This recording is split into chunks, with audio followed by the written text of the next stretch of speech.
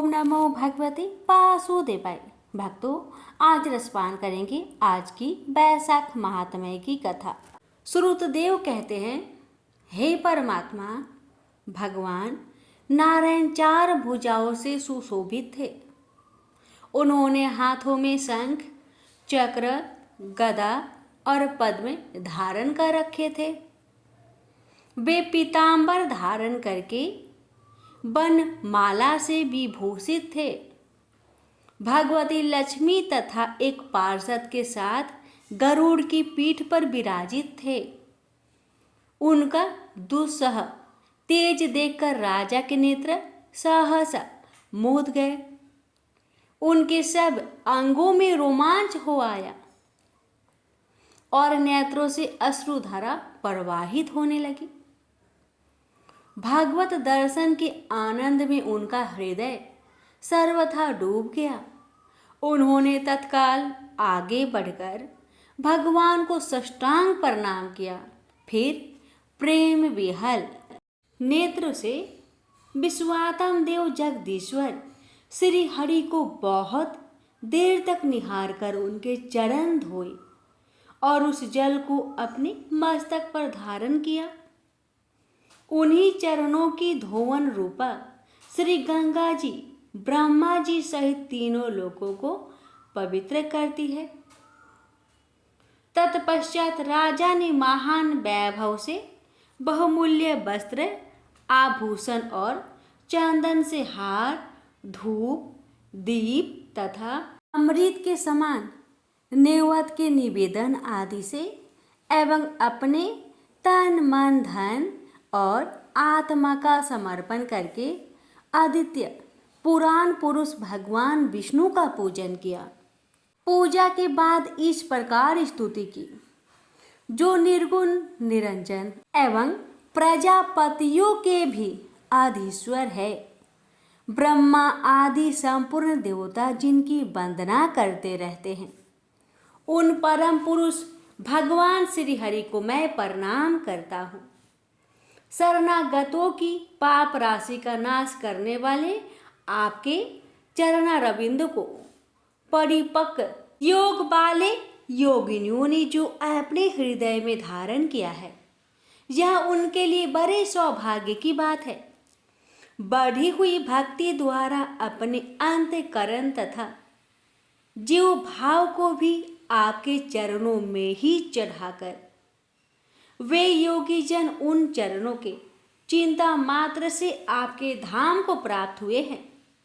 विचित्र कर्म करने वाले आप स्वतंत्र परमेश्वर को नमस्कार है। साधु पुरुषों पर अनुग्रह करने वाले आप परमात्मा को प्रणाम है। प्रभु, आपकी माया से मोहित होकर मैं स्त्री और धन रूपी विषयों में ही भटकता रहा हूँ। अनर्थ में ही मेरी अर्थ दृष्टि हो गई थी। प्रभु विश्वामृते, जब जीवन पर आप अनंत शक्ति परमेश्वर की कृपा होती है, तभी उसे महापुरुषों का संग प्राप्त होता है, जिससे यह संसार समुद्र गोप मद के समान हो जाता है। ईश्वर जब सत्संग मिलता है, तभी आप में मन तथा बुद्धि का अनुराग होता है। मेरा समस्त राज्य जो मुझसे छीन गया था, वह भी आपका मुझ पर महान अनुग्रह ही हुआ था, ऐसा मैं मानता हूँ। मैं ना तो राज्य चाहता हूँ, न पुत्र आदि की इच्छा रखता हूँ और न कोष की ही अभिलाषा करता हूँ। अपितु मुनियों के द्वारा ध्यान करने योग्य जो आपके आराधनीय चरणारविंद है, उन्हीं का नित्य सेवन करना चाहता हूँ। देवेश्वर जगनिवास, मुझ पर प्रसन्न होइए, जिससे आपके चरण कमलों की स्मृति बराबर बनी रहे तथा स्त्री पुत्र खजाना एवं आत्मीय कहे जाने वाले सब पदार्थों में जो मेरी आसक्ति है, वह सदा के लिए दूर हो जाए। भगवान, मेरा मन सदा आपके चरणारविंदों के चिंतन में लगा रहे। मेरी वाणी आपकी दिव्य कथा का निरंतर वर्णन में तत्पर हो। मेरे ये दोनों नेत्र आपके श्री विग्रह के दर्शन में, कान कथा श्रवण में तथा रसना आपके भोग लगाए हुए प्रसाद के अवसादन में परवृत हो। प्रभु, मेरी नासिका आपके चरण कमलों की तथा आपके भक्त जनों की गंध, विलेपन आदि की सुगंध लेने में, दोनों हाथ आपके मंदिर में झाड़ू देने आदि की सेवा में, दोनों पैर आपके तीर्थ और कथा स्थान की यात्रा करने में तथा मस्तक निरंतर आपको प्रणाम करने में संलग्न रहे। मेरी कामना आपकी उत्तम कथा में और बुद्धि अहर्निश आपका चिंतन करने में तत्पर हो। मेरे घर पर पधारे हुए मुनियों द्वारा आपकी उत्तम कथा का वर्णन तथा आपकी महिमा का गान होता रहे और इसी में मेरे दिन बीते। विष्णु, एक क्षण तथा आधे पल के लिए भी ऐसा प्रसंग न उपस्थित हो जो आपकी चर्चा से रहित हो।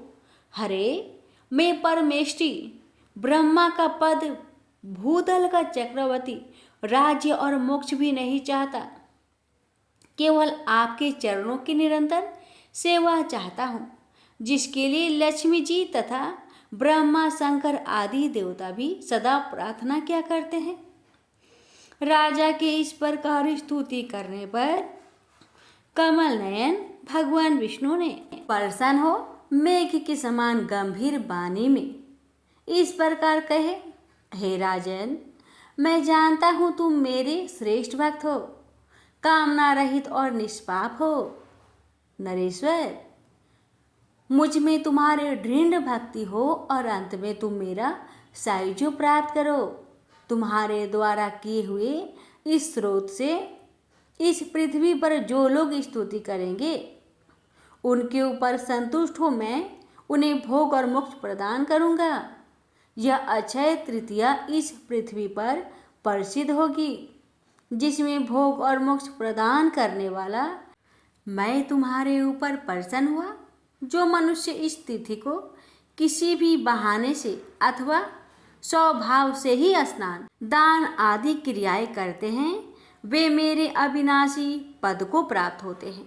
जो मनुष्य पितरों के उद्देश्य से अक्षय तृतीया को श्राद्ध करते हैं, उनका किया हुआ वह श्राद्ध अक्षय होता है। इस तिथि में थोड़ा सा भी जो पुण्य किया जाता है उसका फल अक्षय होता है।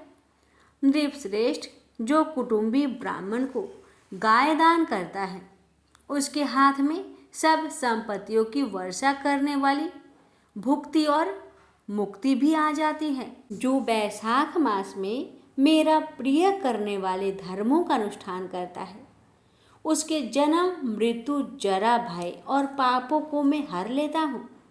अनग, यह वैशाख मास मेरे चरण चिंतन की ही भांति ऐसे सहस्त्रों पापों को हर लेता है जिनके लिए शास्त्रों में कोई प्रायश्चित नहीं मिलता है।